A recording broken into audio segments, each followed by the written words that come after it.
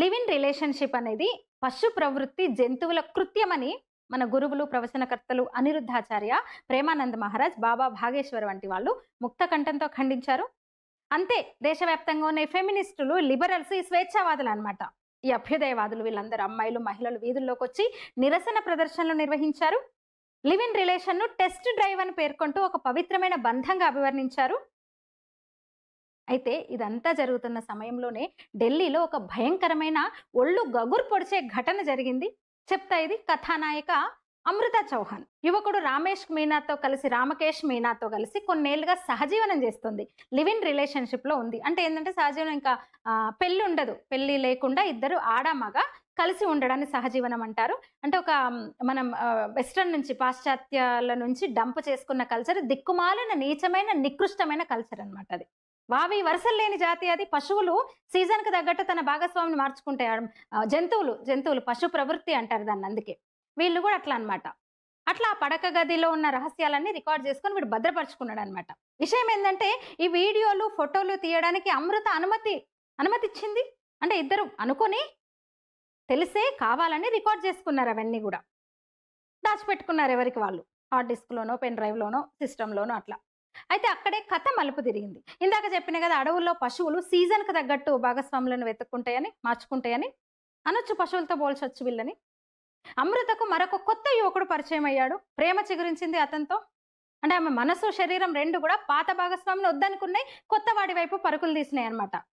దీంతో live in కి break చెప్పాలని నిర్ణయించుకుంది.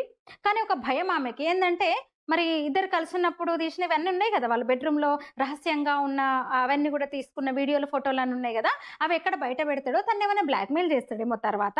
అందుకని అవన్నీ నాకు ఇచ్చేయమని అతను అడిగిందనమాట. నీ దగ్గరున్న హార్డ్ డిస్క్, ఆ పెన్ డ్రైవ్, మన వీడియోస్ ఉన్నాయి కదా, మనం బెడ్రూమ్‌లో తీసుకున్న వీడియోస్ అవన్నీ నాకు ఇచ్చేయమంటే అతను ససేమిరా అన్నాడు. నేను ఇవ్వను, డెలీట్ కూడా చేయనని చెప్పాడు రామకేష్ అనేవాడు. ఆమె సహచరుడు.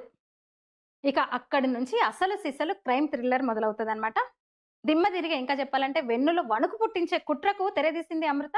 తన పాత బాయ్ ఫ్రెండ్, అంటే ఇప్పుడు ఈ లివ్ ఇన్ రిలేషన్‌లో ఉన్నాడు కదా, అంతకుముందు ఇంకో బాయ్ ఫ్రెండ్ ఉన్నాడు ఆమెకి. ఇప్పుడు ఏదైతే సహజీవనం చేసిందో రామకేష్ అనే అతనితో, అతను కాక అంతకుముందున్న బాయ్ ఫ్రెండ్, మళ్ళీ ఇప్పుడు కొత్తగా ఇంకొకడు బాయ్ ఫ్రెండ్ అయ్యాడు కదా, కొత్తగా ఇప్పుడు ప్రేమిస్తున్నోడు ఉన్నాడు కదా, వాడితో కలిసి ఈ లివ్ ఇన్ బాయ్ ఫ్రెండ్‌ను చంపాలని డిసైడ్ అయిపోయింది. పథక రచన చేసింది. కుట్ర కార్యరూపం కూడా దాల్చింది వెంటనే. అనుకున్నది తడు ఇంకా రంగంలోకి దిగారనమాట. ముగ్గురు కలిసి రామకేష్ మీనాను గొంతు నులిమి దారుణంగా చంపేశారు. సరే, గొంతు నులిమి చంపేసిండ్రు, ఓకే. ఇంకేం చేస్తారో తెలుసా దొరకకుండా ఉండడానికి? అతన్ని హత్య చేసిన తర్వాత ఆ బాడీ మీద నెయ్యిని, నూనెను, ఆల్కహాల్‌ని విపరీతంగా పోసేశారు. గ్యాస్ సిలిండర్ నాబును మెల్లగా తిప్పి గ్యాస్‌ను గదంతా నింపేసిండ్రు. పక్కనే కంప్యూటర్, మొబైల్ ఫోన్లు ఉంచారు అతని పక్కనే, ఆ పక్కనే. అంటే అవన్నీ పూర్తిగా కాలి బూడిదైపోవాలని. వాటిలో ఉన్న ఇవన్నీ కూడా, ఈ వీడియోలు, ఈ ఆధారాలు ఇవన్నీ పోవాలన్నమాట. అయితే ఆ ఆంతరంగిక రహస్యాలు దాచిన ఒక హార్డ్ డిస్క్‌ను మాత్రం వాళ్ళు జాగ్రత్తగా దొంగిలించి తమ వెంట తీసుకొని పోయిండ్రు. ఇక చివరికి ఆ గది బయటకొచ్చి కిటికీలోంచి అగ్గిపుల్ల వెలిగించి లోపలికి ఇసిరేశారు. ఏంటి వాళ్ళ ప్లాన్ అంటే, మంటలు వేగంగా వ్యాపించి గ్యాస్ సిలిండర్ వేడెక్కి భారీ పేలుడు జరిగింది. సిలిండర్ బ్లాస్ట్ జరిగింది. అంటే ఇదంతా యాక్సిడెంటల్ సిలిండర్ బ్లాస్ట్‌గా పోలీసులు నమ్మాలి. సమాజం నమ్మాలి. జనం, ఇంకా ప్రజలందరూ నమ్మాలన్నమాట. వాళ్ళు అట్లా భావించాలి అని వాళ్ళ కుట్ర, వాళ్ళ వ్యూహం. అక్కడే ఊహించని మలుపు సీసీ ఫుటేజ్. అమృత ప్లాన్ ప్రారంభంలో ఇంకా సక్సెస్ అయినట్టే అనిపించింది. పోలీసులు, ఫైర్ బ్రిగేడ్ అధికారులు ఘటనా స్థలానికి చేరుకున్నారు. ఇంకా వాళ్ళ ప్రాథమిక అంచనా కూడా అదే, సిలిండర్ పేలినట్టుంది, పాపం ప్రమాదవశాత్తు కాలిపోయింది, ఇంకా అతను చనిపోయాడు, సజీవ దహనం అయిపోయాడు అనేది ప్రాథమికంగా వాళ్ళు అట్లాగే అనుకున్నారు. కానీ ఇక్కడే ఇంకొక మలుపు. అంటే వారం రోజులు గడిచింది ఇది జరిగి.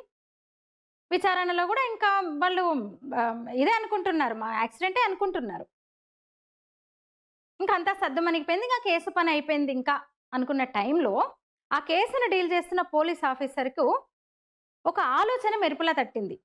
అంటే అతను కాస్త చురుకైన ఆఫీసరే కావచ్చు, లేదా ఊరికే కాలక్షేపం కోసం ఏమన్నా ఆరా తీసేవాడో తెలీదు గానీ, ఎందుకైనా మంచిదని చుట్టుపక్కల సీసీ ఫుటేజ్ ఒకసారి చెక్ చేద్దాం అనిపించింది అతనికి. అతని ఎదురింటి సీసీ ఫుటేజ్ చూసిన అధికారికి నిజంగా దిమ్మ తిరిగింది, నోట మాట రాలేదు. ఏముంది మరి ఆ ఫుటేజ్‌లో అంటే, ముఖానికి గుడ్డ కట్టుకొని ఈ అమృత చౌహాన్ ఇద్దరు అబ్బాయిలతో తన పాత బాయ్ ఫ్రెండ్, తాజా బాయ్ ఫ్రెండ్‌తో కలిసి గది నుంచి బయటికి రావడం, ఆ తర్వాత కిటికీలోంచి అగ్గిపుల్ల విసిరి పారిపోవడం స్పష్టంగా ఉందన్నమాట. ఆ ఒక్క ఆధారం ఆ భయంకరమైన హత్యోదంతాన్ని బయటపెట్టింది. అంటే లివ్ ఇన్ రిలేషన్‌షిప్ ఉచ్చులో ఎన్ని జీవితాలు, ఎన్ని కుటుంబాలు నాశనం అయిపోతున్నాయి. ఒక బాయ్ ఫ్రెండ్ చనిపోయిండు. పాత బాయ్ ఫ్రెండ్ అపరాధి అయిపోయిండు. కొత్త బాయ్ ఫ్రెండ్ కూడా నేరస్తుడయిపోయినాడు. అంతే కదా! ఇద్దరు కలిసే కదా చేసింది. కథానాయకి మన అమృత చౌహాన్ గూడా ఇప్పుడు ఆహ్, జైలు పాలైపోయింది. అంటే వీళ్ళ ఇన్ని కుటుంబాలు, కుటుంబ సభ్యులు, వీళ్ళ తల్లిదండ్రులు వాళ్ళ జీవితాలు గూడా నాశనం అయిపోయినట్టే గదా!